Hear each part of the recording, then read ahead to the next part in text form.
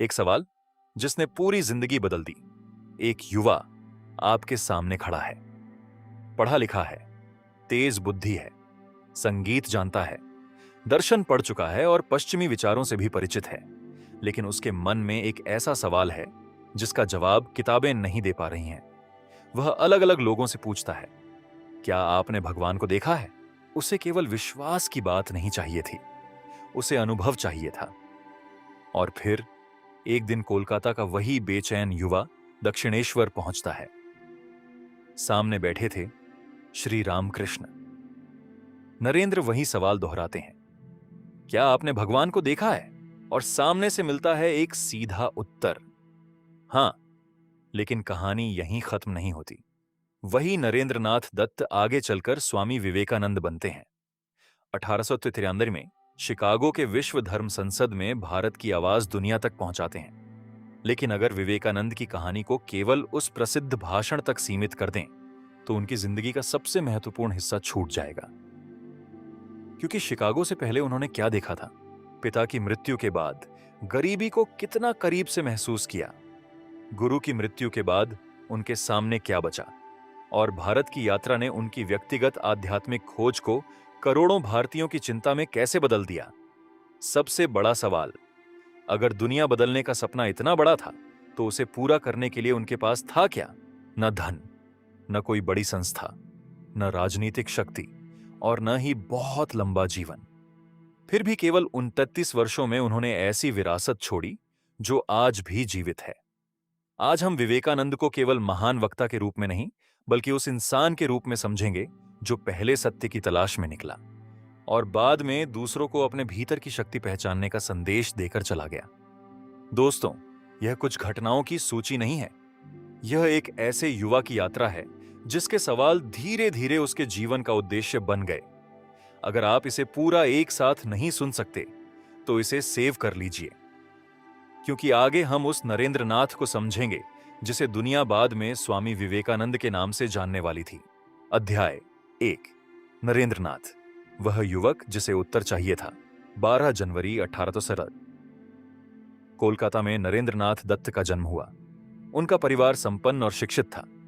पिता विश्वनाथ दत्त सफल वकील थे और अलग अलग विषयों में उनकी रुचि थी। मां भुवनेश्वरी देवी धार्मिक प्रवृत्ति और मजबूत व्यक्तित्व वाली महिला थीं। बचपन से ही नरेंद्र की रुचियां कई दिशाओं में थीं। उन्हें संगीत पसंद था, व्यायाम में रुचि थी और पढ़ाई में वे तेज थे। लेकिन उनकी सबसे बड़ी विशेषता थी उनका सवाल पूछने वाला दिमाग। वे किसी बात को केवल इसलिए स्वीकार नहीं करते थे कि वह पुरानी परंपरा में लिखी हुई है। जैसे जैसे उनकी शिक्षा आगे बढ़ी, पश्चिमी दर्शन और इतिहास से उनका संपर्क हुआ। बुद्धि के सामने एक नई दुनिया खुल रही थी, लेकिन उसी के साथ भीतर की बेचैनी भी बढ़ती जा रही थी। ईश्वर वास्तव में है या नहीं? अगर है तो क्या उसे केवल किताबों में जाना जा सकता है? क्या भगवान केवल विश्वास का विषय है या उन्हें वास्तव में अनुभव किया जा सकता है? नरेंद्र इस सवाल का उत्तर खोज रहे थे। उन्होंने ब्रह्म समाज से भी संपर्क रखा, लेकिन उनकी तलाश किसी एक विचारधारा से पूरी नहीं हुई। उन्हें ऐसे व्यक्ति की तलाश थी जो केवल यह न कहे भगवान है, बल्कि कह सके मैंने उन्हें देखा है। यहीं से नरेंद्र की कहानी अलग होने लगती है। उनके सामने दो रास्ते थे।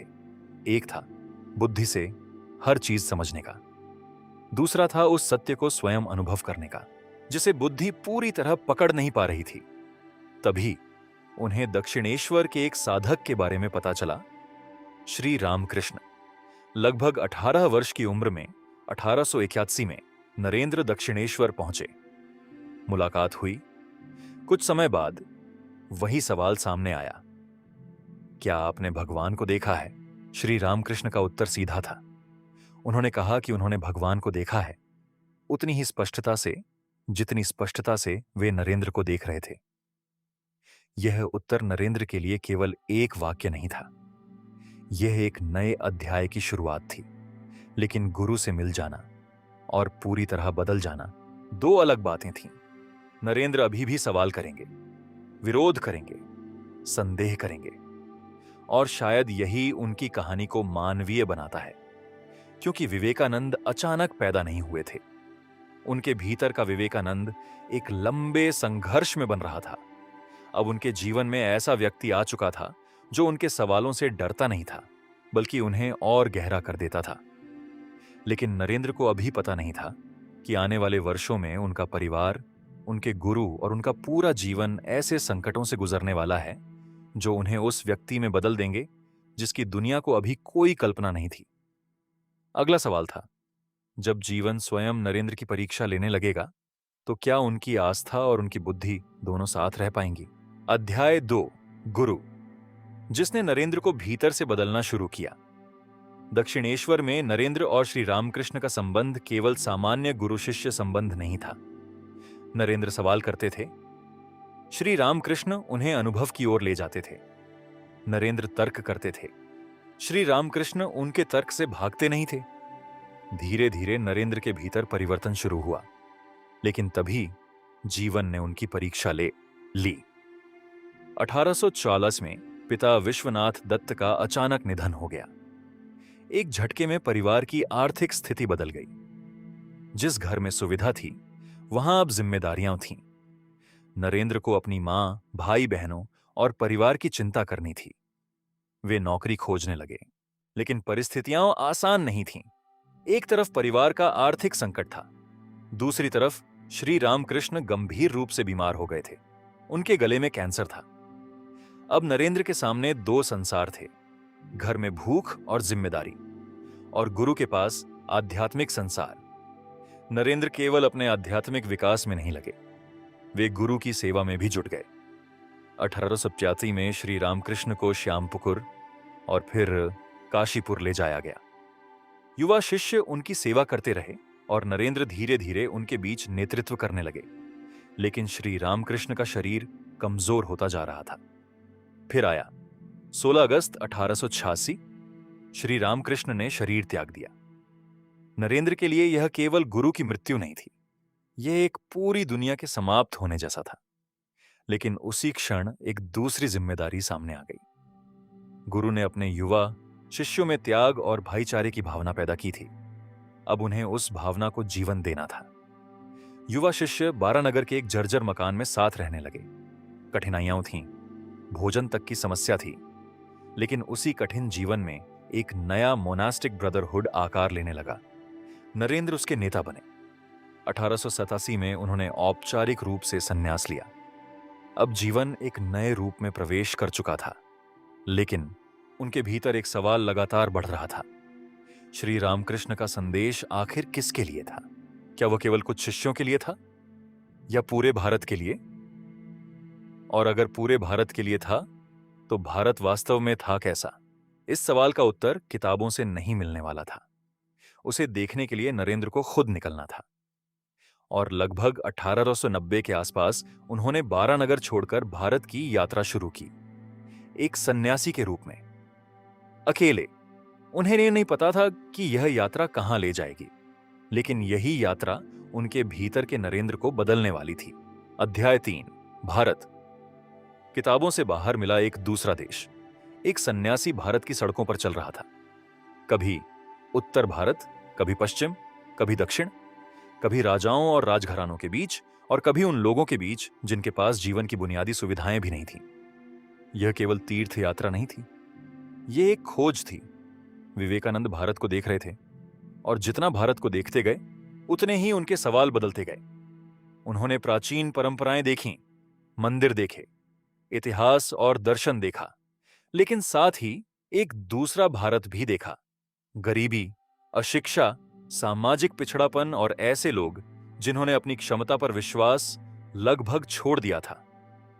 यहीं उनके विचारों में बड़ा परिवर्तन दिखाई देने लगा। उन्हें महसूस हुआ कि भारत की समस्या केवल धार्मिक नहीं है। भूखे इंसान को केवल दर्शन देने से उसकी भूख समाप्त नहीं होगी। जिस व्यक्ति के पास शिक्षा नहीं है, उसे केवल यह कह देने से कि तुम महान हो, उसकी जिंदगी नहीं बदलेगी। उसे अपनी क्षमता पर विश्वास भी चाहिए और उस क्षमता को विकसित करने के साधन भी। अब उनकी आध्यात्मिकता केवल व्यक्तिगत मुक्ति तक सीमित नहीं रही। वेदांता में उन्हें मनुष्य के भीतर एक दिव्य क्षमता का विचार दिखाई देता था।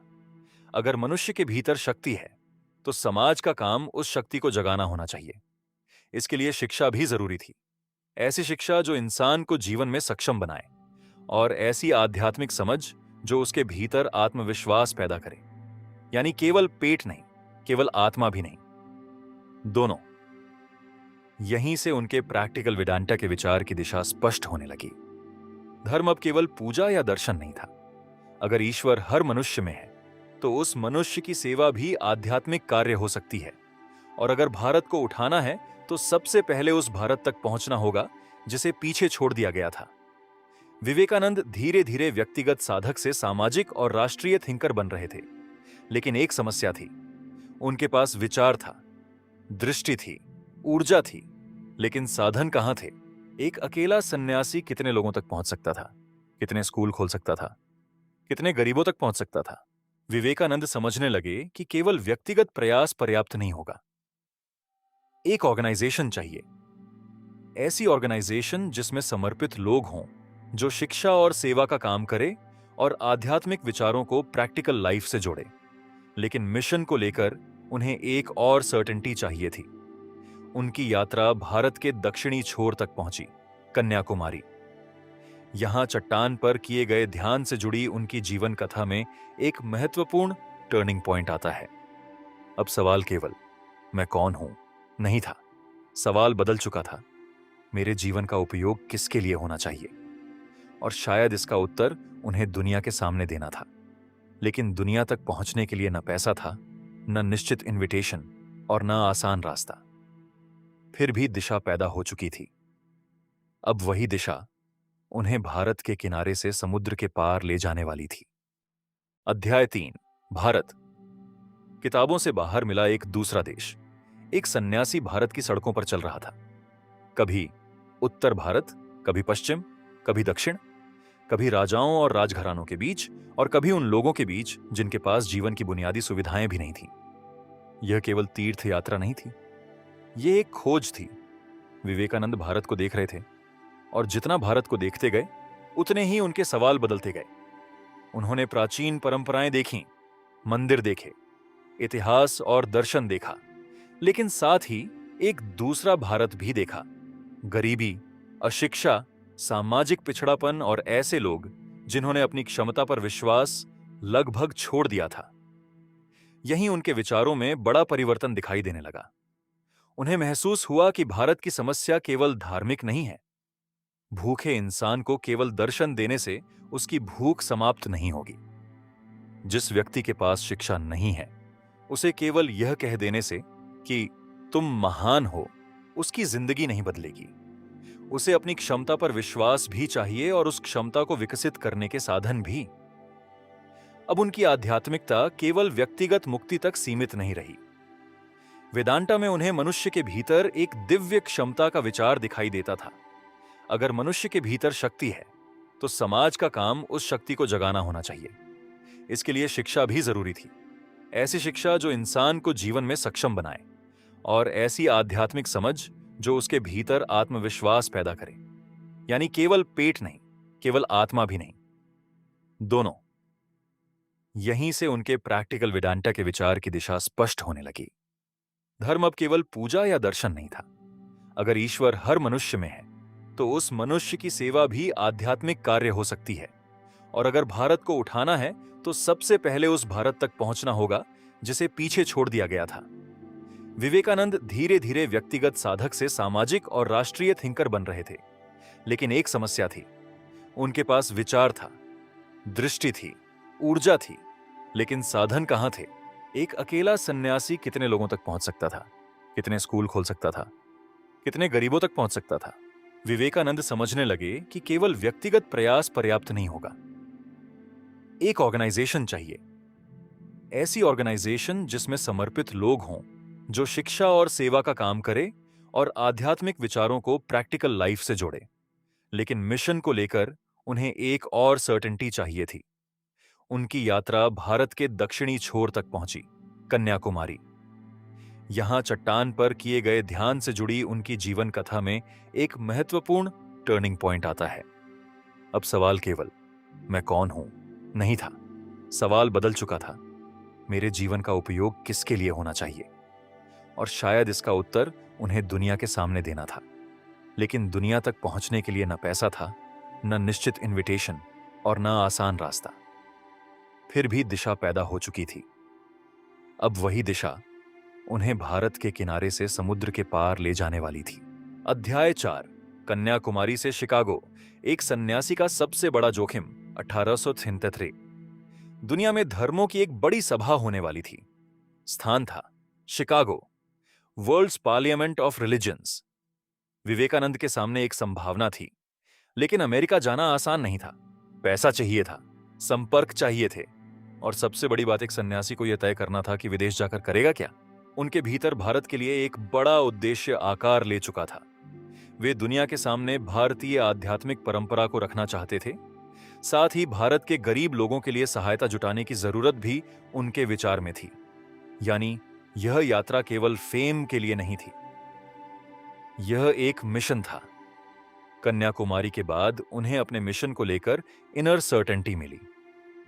भारतीय समर्थकों ने धन जुटाने में सहायता की और खेतड़ी के राजा ने भी आर्थिक सहायता दी। फिर आया 31 मई 1897। विवेकानंद मुंबई से अमेरिका के लिए रवाना हुए। यह एक ऐसे देश की यात्रा थी जहां उनकी कोई एस्टैब्लिश्ड आइडेंटिटी नहीं थी। अमेरिका पहुंचने के बाद पार्लियामेंट में भाग लेने की प्रैक्टिकल प्रक्रिया भी उतनी आसान नहीं थी जितनी कल्पना की गई थी, लेकिन धीरे धीरे रास्ता बना। और फिर आया 11 सितंबर 1899, Chicago, world's parliament of religions. एक विशाल इंटरनेशनल ऑडियंस के सामने एक भारतीय सन्यासी खड़ा था। जब उन्हें बोलने का अवसर मिला, उन्होंने शुरुआत की, sisters and brothers of America. यह केवल ग्रीटिंग नहीं थी। उन्होंने भारत की धार्मिक परंपरा, टॉलरेंस और यूनिवर्सल एक्सेप्टेंस की बात की और रिलीजियस फैनेटिसिज्म के विरुद्ध आवाज उठाई। एक अपेक्षाकृत अज्ञात भारतीय सन्यासी की आवाज पूरे सभागार में गूंजने लगी। भाषण ने उन्हें प्रसिद्ध बना दिया। लेकिन यहीं कहानी खत्म नहीं होती। शिकागो के बाद उन्होंने अमेरिका और लंदन में वर्षों तक वेदांता का प्रचार किया, लेक्चर्स दिए, लोगों से संवाद किया, शिष्यों से जुड़े और भारत की स्पिरिचुअल ट्रेडिशंस को वेस्टर्न ऑडियंस के सामने समझाया। अब उनके सामने एक नया सवाल था। अगर दुनिया उनकी बात सुन रही है, तो वे इस इन्फ्लुएंस का करेंगे क्या? क्योंकि फेम अपने आप में मिशन नहीं होता। फेम एक साधन हो सकता है, लेकिन किस उद्देश्य के लिए? विवेकानंद का उत्तर धीरे धीरे स्पष्ट हो रहा था। उन्हें भारत लौटना था। पहले वे भारत से अकेले गए थे, अब उनके पीछे दुनिया की नजरें वो थीं। पहले उनके पास एक सवाल था, अब उनके पास एक मिशन था। लेकिन क्या यह मिशन भारत की जमीन पर भी उतनी ही ताकत से काम करेगा जितनी ताकत से शिकागो के मंच पर उनकी आवाज ने किया था? अध्याय 5, भारत वापसी, प्रसिद्धि से जिम्मेदारी तक, जनवरी 1897। विवेकानंद भारत लौटे, लेकिन भारत छोड़ने वाला वॉन्डरिंग मंक और वापस लौटने वाला अंतर्राष्ट्रीय स्तर पर पहचाना गया सन्यासी अब एक जैसे नहीं थे। जहां जहां वे पहुंचे, लोगों ने उनका स्वागत किया। उन्होंने लेक्चर्स दिए। इनमें केवल धर्म की बातें नहीं थीं। वे भारतीयों को अपनी सांस्कृतिक विरासत पर विश्वास करने के लिए प्रेरित कर रहे थे और साथ ही गरीब तथा पिछड़े लोगों की स्थिति की ओर ध्यान खींच रहे थे। यानी शिकागो की सफलता के बाद उनका ध्यान फिर उसी प्रश्न पर लौट आया था, भारत को कैसे उठाया जाए। वे जानते थे कि केवल भाषणों से यह काम नहीं होगा। विचारों को काम में बदलने वाली व्यवस्था चाहिए, ऐसी व्यवस्था जिसमें सन्यासी भी हों और सामान्य लोग भी, जो आध्यात्मिकता को जीवन से अलग न समझे। और इसी विचार से आया एक ऐतिहासिक कदम, 1 मई 1877, रामकृष्ण मिशन की स्थापना। शिकागो ने दुनिया को उनकी आवाज सुनाई थी, लेकिन रामकृष्ण मिशन ने उस आवाज को संस्था का रूप दिया। इस ऑर्गेनाइजेशन का उद्देश्य केवल धार्मिक प्रचार नहीं था।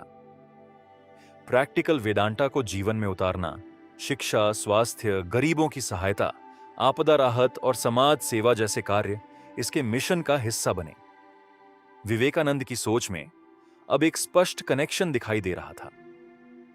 अगर मनुष्य में दिव्यता है, तो उसकी सेवा भी केवल चैरिटी नहीं है, वह आध्यात्मिक दृष्टि से मीनिंगफुल वर्क है। यही उनके विचार का प्रैक्टिकल रूप था। आध्यात्मिकता और सेवा अलग अलग नहीं है। इसी दौरान बेलूर में एक स्थायी मोनास्ट्री की स्थापना की दिशा में काम हुआ। 1898 में गंगा के पश्चिमी किनारे पर भूमि प्राप्त की गई। आगे चलकर यही स्थान बेलूर मेथ रामकृष्णा ऑर्डर का प्रमुख केंद्र बना। विवेकानंद ऐसा मोनास्टिक मॉडल चाहते थे जिसमें व्यक्तिगत आध्यात्मिक विकास और समाज सेवा दोनों को महत्व मिले। यानी सन्यास केवल संसार से दूर जाने का नाम नहीं, यह अपने लिए मुक्ति और दूसरों के लिए सेवा भी हो सकता है। लेकिन जितना बड़ा उनका काम होता गया, शरीर पर उसका असर भी बढ़ता गया। 1899 में वे फिर अमेरिका और यूरोप गए, लेक्चर्स दिए, काम किया, लोगों को प्रशिक्षित किया और अपने विचारों को आगे बढ़ाया। लेकिन लगातार काम और खराब स्वास्थ्य ने शरीर को कमजोर करना शुरू कर दिया। दिसंबर 1900 में वे भारत लौट आए। अब उनके जीवन में ज्यादा समय नहीं बचा था। एक व्यक्ति जिसके पास आइडियाज की इतनी बड़ी दुनिया थी, उसके पास उन्हें पूरा करने के लिए जीवन बहुत छोटा था। लेकिन उन्होंने अपने मिशन को केवल खुद तक सीमित नहीं रखा। उन्होंने लोगों को तैयार किया, संस्था बनाई, विचार दिए, डायरेक्शन दी। अब सवाल था, क्या एक इंसान की जिंदगी खत्म होने के बाद भी उसका मिशन जीवित रह सकता है? इसका उत्तर आने वाली पीढ़ियां देने वाली थीं। अध्याय 6, अंतिम वर्ष, 89 साल की जिंदगी और उससे कहीं लंबी विरासत। दिसंबर 1900 में विवेकानंद भारत लौट चुके थे। अब उनका जीवन मुख्यतः बेलूर मैथ और भारत में लोगों को प्रेरित करने, मार्गदर्शन देने और संगठन को दिशा देने में बीतने लगा। लेकिन शरीर साथ नहीं दे रहा था। लगातार काम, यात्राएं, लेक्चर्स और मानसिक शारीरिक दबाव का असर स्वास्थ्य पर पड़ा। फिर भी काम रुका नहीं। वे केवल विचारों के आदमी नहीं थे, वे अपने विचारों को ऑर्गेनाइजेशन में बदलना और उसे आने वाली पीढ़ियों तक पहुंचाना चाहते थे। उनके आसपास ऐसे लोग भी थे जिन्होंने उनकी सोच को आगे बढ़ाया। मार्गरेट नोबल, जिन्हें बाद में सिस्टर निवेदिता के नाम से जाना गया, और अन्य वेस्टर्न डिसाइपल्स ने उनके मिशन में महत्वपूर्ण भूमिका निभाई। भारत में उनके भाई शिष्यों ने भी रामकृष्णा ऑर्डर को आगे बढ़ाया। विवेकानंद अब केवल एक व्यक्ति नहीं रहे थे, वे एक मूवमेंट के केंद्र बन चुके थे। लेकिन उनका अपना जीवन समाप्ति की ओर था। 4 जुलाई 1902, बेलूर मैथ। उसी दिन स्वामी विवेकानंद ने अपना शरीर त्याग दिया। उम्र केवल 29 वर्ष, एक छोटी जिंदगी, लेकिन उस छोटी अवधि में किया गया काम आने वाली कई पीढ़ियों को प्रभावित करने वाला था। उनकी मृत्यु के साथ कहानी खत्म नहीं हुई, बल्कि शायद यहीं से उनका सबसे बड़ा एक्सपेरिमेंट शुरू हुआ। क्या उनके विचार उनके बिना जीवित रहेंगे? क्या रामकृष्णा मिशन उनके बाद भी चलता रहेगा? क्या वेदांता दुनिया में आगे भी पहुंचेगा? क्या भारत के युवाओं में सेल्फ कॉन्फिडेंस और सर्विस की भावना पैदा होगी? आने वाले दशकों ने इन सवालों का उत्तर दिया। रामकृष्णा मिशन ने schools, colleges, hospitals, hostels, rural development और डिजास्टर रिलीफ जैसे क्षेत्रों में काम किया। विवेकानंद का विचार किताब के पन्नों से बाहर निकलकर संस्थाओं और लोगों के जीवन में दिखाई देने लगा। यही उनकी लेगेसी का सबसे महत्वपूर्ण हिस्सा है। उनकी प्रसिद्धि का सबसे विजिबल मोमेंट शायद शिकागो था। लेकिन उनकी लेगेसी केवल शिकागो नहीं थी। शिकागो ने उन्हें दुनिया से परिचित कराया। भारत भ्रमण ने उन्हें भारत से परिचित कराया। श्री रामकृष्ण ने उनकी आध्यात्मिक खोज को दिशा दी। गरीबी ने उन्हें समाज की वास्तविक समस्या दिखाई और रामकृष्णा मिशन ने उनके विचार को कार्य में बदलने का माध्यम दिया। यही पूरी यात्रा है। एक युवा जिसने पूछा, क्या आपने भगवान को देखा है? एक शिष्य बना, फिर सन्यासी, फिर वॉन्डरिंग मंक, फिर इंटरनेशनल स्पीकर, फिर नेशन बिल्डर और अंत में एक ऐसे मूवमेंट का प्रेरक जो उसकी फिजिकल लाइफ से कहीं ज्यादा लंबा चला। लेकिन उनकी कहानी का सबसे महत्वपूर्ण हिस्सा केवल यह नहीं है कि उन्होंने क्या हासिल किया, बल्कि यह है कि उन्होंने अपनी उपलब्धियों को किस दिशा में इस्तेमाल किया। उन्होंने फेम को मिशन में बदलने की कोशिश की। उन्होंने स्पिरिचुअलिटी को केवल व्यक्तिगत अनुभव तक सीमित नहीं रखा, उन्होंने उसे सर्विस से जोड़ने की कोशिश की और भारत से केवल यह नहीं कहा, अपने अतीत पर गर्व करो।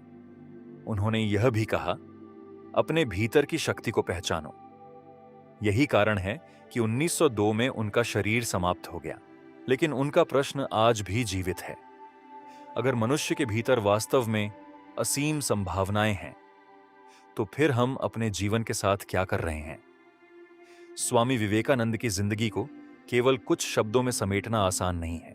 वे केवल सन्यासी नहीं थे, केवल वक्ता नहीं, केवल दार्शनिक नहीं और केवल धार्मिक नेता भी नहीं। उनकी जिंदगी कई सवालों के बीच बनी। एक तरफ आध्यात्मिक सत्य की खोज, दूसरी तरफ भूखे और गरीब इंसान की वास्तविकता। एक तरफ भारत की प्राचीन आध्यात्मिक परंपरा, दूसरी तरफ आधुनिक विज्ञान और पश्चिमी विचार। एक तरफ व्यक्तिगत मुक्ति, दूसरी तरफ समाज के लिए सेवा।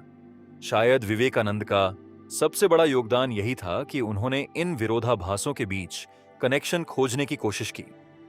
उन्होंने अपने जीवन से यह दिखाने की कोशिश की कि स्पिरिचुअलिटी और एक्शन एक दूसरे के विरोधी नहीं होने चाहिए। एक व्यक्ति अपने भीतर की शांति खोजते हुए भी दूसरों के जीवन को बेहतर बनाने की कोशिश कर सकता है। उनका जीवन केवल 29 वर्षों में समाप्त हुआ, लेकिन किसी जीवन की लंबाई हमेशा उसकी महानता तय नहीं करती। कभी कभी सवाल यह होता है, उस जीवन ने कितने दूसरे जीवनों की दिशा बदल दी? विवेकानंद की कहानी हमें इसी सवाल के सामने खड़ा करती है। हम में से कितने लोग अपनी क्षमता जानते हैं, कितने लोग अपनी परिस्थितियों को अपनी सीमा मान लेते हैं, और कितने लोग यह पूछते हैं, मेरी जिंदगी केवल मेरे लिए है या इसका कोई बड़ा उद्देश्य भी है?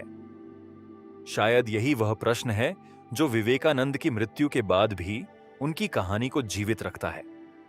क्योंकि एक महान जीवन का अंत हमेशा उसके प्रभाव का अंत नहीं होता। कभी कभी वहीं से उसकी असली यात्रा शुरू होती है। अगर आपको स्वामी विवेकानंद की यह कहानी केवल बायोग्राफी नहीं, बल्कि एक इंसान की खोज, संघर्ष, परिवर्तन और उद्देश्य की यात्रा लगी हो, तो इस वीडियो को लाइक जरूर करें और ऑडियो बुक बाय आरवी को सब्सक्राइब कर लीजिए। यहां हम इतिहास के प्रसिद्ध लोगों की सिर्फ उपलब्धियां नहीं बताते, हम यह समझने की कोशिश करते हैं कि उन्होंने जो हासिल किया वह कैसे हासिल किया, उसके पीछे कौन से संघर्ष थे और उनकी जिंदगी आज हमारे लिए क्या अर्थ रखती है। अगर आप चाहते हैं कि अगली कहानी भी इसी तरह गहराई से सुनाई जाए, तो कमेंट में बताइए कि अगली बायोग्राफी किसकी होनी चाहिए। तब तक के लिए अपना ख्याल रखिए, सीखते रहिए, सवाल पूछते रहिए और कभी कभी अपने आप से भी वही सवाल पूछिए जो एक युवा नरेंद्र नाथ ने कभी पूछा था, सच क्या है? धन्यवाद। मैं हूं आरवी और आप सुन रहे थे ऑडियो बुक बाय आरवी।